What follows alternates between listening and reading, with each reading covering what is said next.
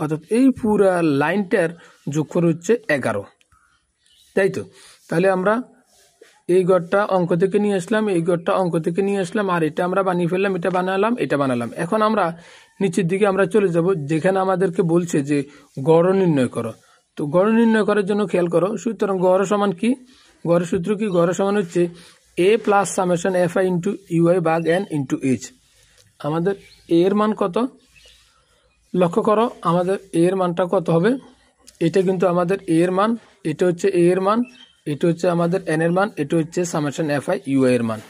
তাহলে আমাদের a এর মান সূত্র মাফিক এই যে a এর মান হচ্ছে 55.5, এটা কিন্তু আমরা এখানে বসাবো। এরপর হচ্ছে আমাদের সামেশন fi ইন্টু ইউআই, এটা সামেশন fi ইন্টু ইউ এর মান হচ্ছে 11, আমরা এটাকে 11 এখানে বসাবো। এরপর হচ্ছে আমাদের n হচ্ছে আমাদের এই যে 42, এই 42টা আমরা এই n এর মানটা 42টা এখানে বসিয়ে দেব। এরপর হচ্ছে আমাদের এইচ হচ্ছে 10, এখানে প্রত্যেকটা শ্রেণীতেই কিন্তু 10 10 করে আছে, অতএব আমরা এখানে 10টা বসিয়ে দেব।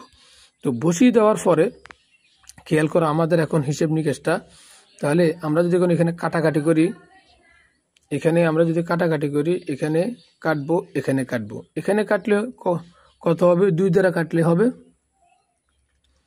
এখানে যদি আমি 2 দ্বারা কাটি তাহলে হবে 5, এখানে হবে 21, এবং 5 এবং 11 গুণ করলে 5 11 55, আর নিচে 21 দ্বারা যদি আমরা এটাকে ভাগ দিই তাহলে আমাদের টোটাল যে জিনিসটা দাঁড়ায় সেটা হলো প্লাস 2.62, প্লাস 2.62। এখন প্লাস 2.62টা আমরা যদি কোনো 55.5-এর সাথে যোগ করি তাহলে হবে 58.12। কীভাবে হয় লক্ষ্য করো, সরি, এখানে রয়েছে দশমিকের পরে 5, এখানে রয়েছে দশমিকের পরে 2, 5 এবং 2 যোগ করলে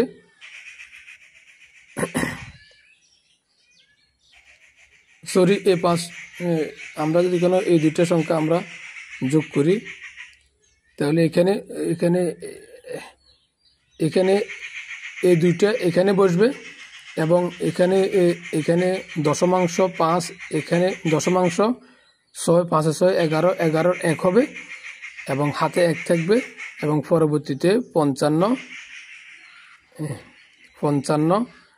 এবং এই 2 58 হবে, এখানে হবে 58। অর্থাৎ আমি তোমাদেরকে এই দুইটা সংখ্যা আমরা আবার আরেকবার বলছি, খেয়াল করো কিভাবে করছি, যে এখানে আমাদের শতাংশের ঘরে আছে 2, এখানে 2 বসলো, হাতে থাকলো না, এবং দশমাংশের ঘরে আছে এখানে